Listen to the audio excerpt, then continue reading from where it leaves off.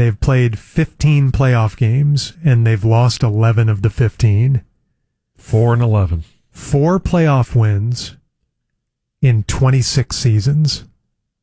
That's just, it makes no sense for guys who grew up watching the Cowboys go to either the NFC Championship game or the Super Bowl pretty much every year. Every year, from when we gained sports consciousness through the 80s, and then back came the Cowboys in the 90s and did the same thing for 5 or 6 years. 80% and growing of Jerry's tenure as owner has been a complete postseason failure. Got off to a hell of a start. Oh, yeah. But then the last 26 years, spent a lot of money on players, and that stadium has seen the value of the franchise go from $180 million to $6 billion or whatever it is now, but has been as inept in the playoffs as any team in football, especially when you consider the talent that they've had. Incredible. I'm so tired of hearing those stories about what they're worth. He's never going to sell the team anyway. Right. And I guess it just shows how successful he is and how much money they're making. Coming up at 8:55, we're going to talk about the future of Jerry's current head coach, Mike McCarthy. Lots of rumors got churned up over the weekend, even before the game. But right now, we're going to ask the man himself. I don't know if he'll talk about it, but joining us now on the ticket hotline, the Cowboys owner and GM, Jerry Jones. Good morning. Hey, good morning, man. Morning. Sorry about the loss. Well, that's not that big a deal. Franchise still worth billions of dollars. See, I was afraid of that. Let's look at the positivities. Okay. Look at the positivities. No, I understand. It is a fairly depressing day for the Cowboy fans. It's over, and I'm done. Let's go ahead and lower me into hell, because it's clear this franchise ain't going to win another Super Bowl before my illegally harvested organs fail. So Golly. I can't believe it. It's another year, and I paid an enormous amount of money so I can sit home and watch somebody else hoist that Lombardo trophy.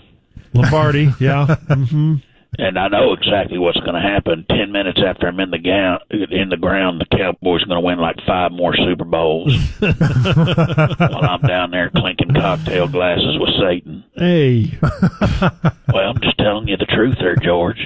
Well, you have been the one constant of all this the last 26 years. I know. Hey, did y'all like us playing there in the sleeper cell yesterday? That's what I call our stadium, the sleeper cell. Boy, that stadium is driving everybody crazy. It's getting in the way. I know it. That's why it's a sleeper cell. It's infiltrated the organization, and it works against us. Oh, Jesus really did turn on that X-ray machine during that one offensive possession, didn't it? Man, that thing is so bright. So bright. It's funny now. It's funny. It's so idiotic. It's just funny. But I was very excited and nervous for the start of that game. I almost filled up my adult diaper. Got it to about 90% because I just kept having accidents. I was so excited.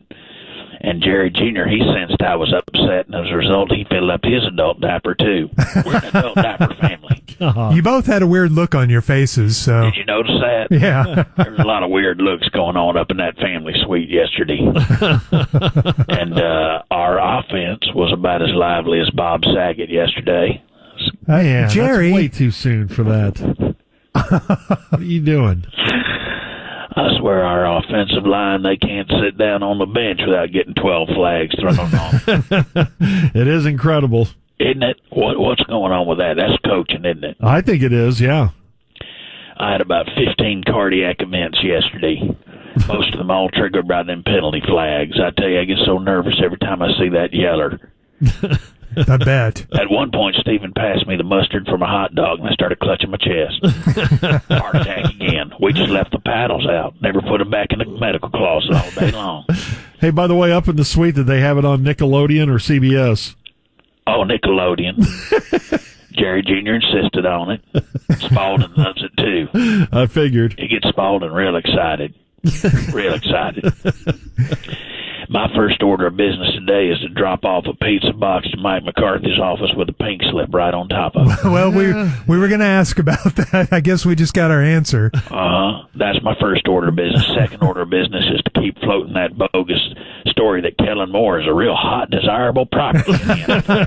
You want him plucked from you. Somebody please take him off our hands. I'm tired of him calling all these high school trick plays at inopportune times. Yeah.